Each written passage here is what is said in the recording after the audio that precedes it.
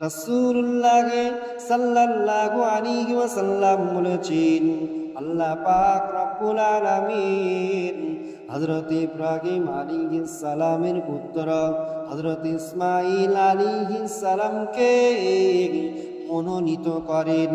এরপর তার বংশধর থেকে কেনানাকে মনোনীত করেন। কেনানার বংশধরের মধ্যে মনোনীত করেন কুরাইশকে।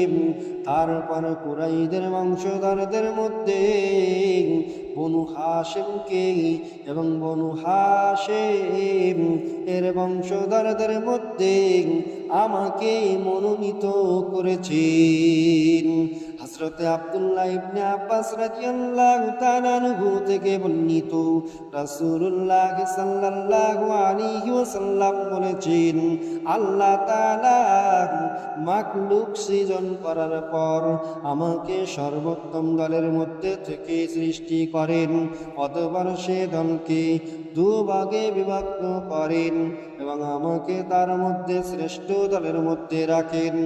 এরপর গোত্র সম বাছাই করে আমাকে সর্বোত্তম গোত্রে সৃষ্টি করেন।